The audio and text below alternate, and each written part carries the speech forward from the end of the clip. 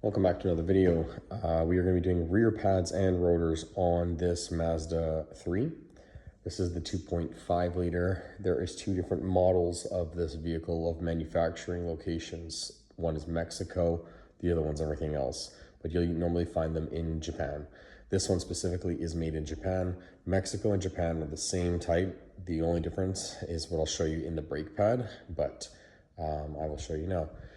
First things first, locate your wheel lock key and put it on your wheel. Next, grab a 21mm socket for your lug nuts.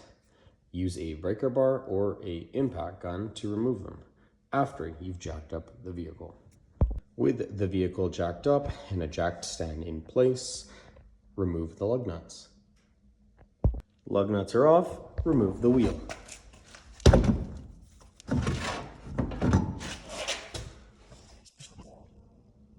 Once the wheel is removed, remove the rear caliper bolts. They are a 13mm for the top and the bottom. If you're removing your caliper bolt and you realize that it's just spinning here, use an 18mm wrench to hold the nut down so you can break the rear free.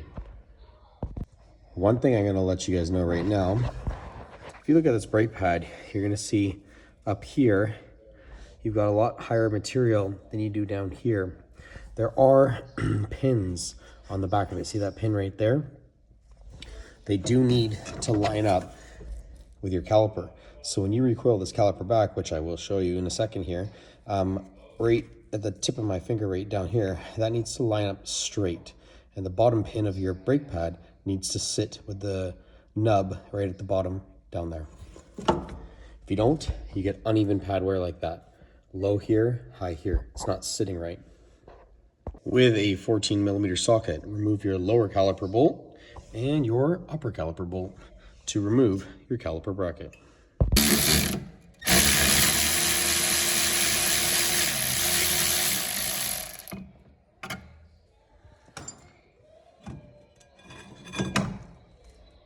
Removed. With your caliper bracket removed as well as your caliper, put a nut on one of your studs. There's two ways you can remove this. You can thread a bolt into this hole here. Most of the time they're heavily corroded and it makes it very difficult.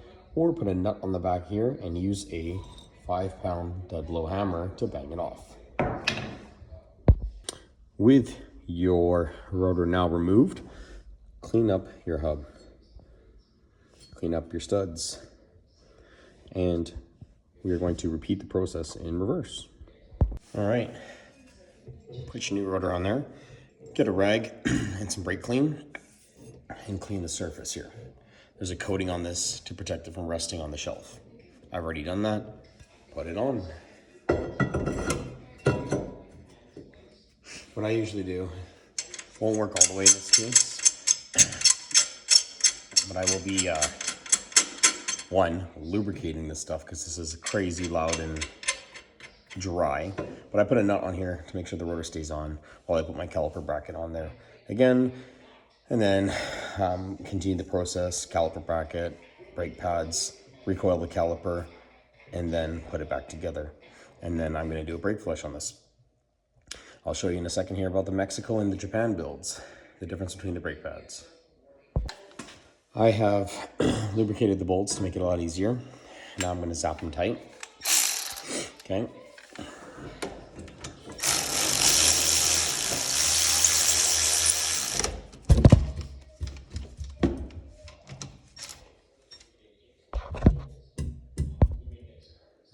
All right, now we need to lubricate our slider pins. These are attached to the pins with a rubber boot. Just gently peel it back and out it comes. Wipe it clean. Apply some new lubricant on there. I always use the Clean Flow Easy Slide. Put it on graciously. Wrap it around. Slide it back in. Do the same to the bottom.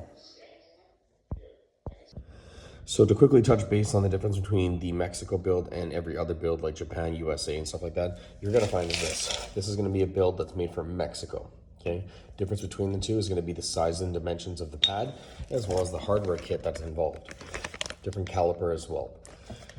That's the only difference between a Mexico build and Japan or elsewhere, is rear pad caliper size and the caliper itself.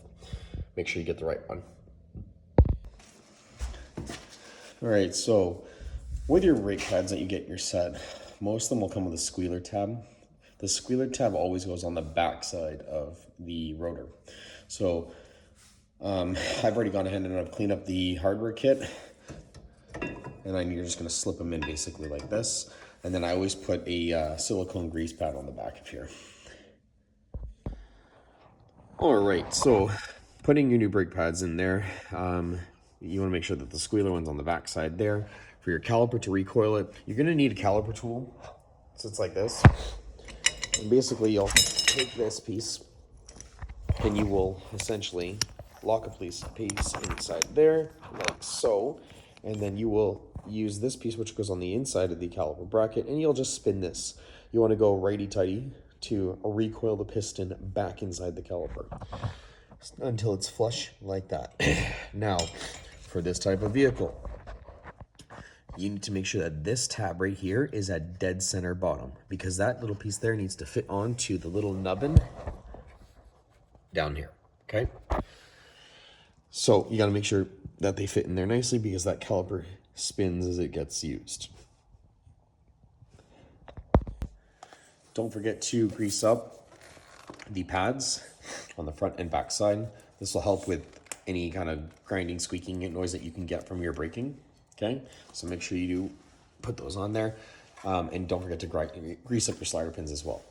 Once you've done all that, you want to get your caliper, slide it back down on like that, push your tabs in so like this, make sure it's sitting in there nice and properly. You are then going to get your caliper bolts. I've already lubricated these up to make it easier because they came out really bad and rough, and you're going to feed them back in there.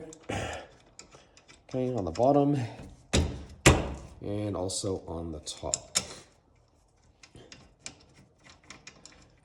Tighten it down with your 13mm socket and put it all back together. All right, and once you've got it all back together by tightening up your caliper bolts here for 13, down here for a 14, you are then going to just basically put the wheel back on and then go do the other side. Don't forget to grease up your slider pins.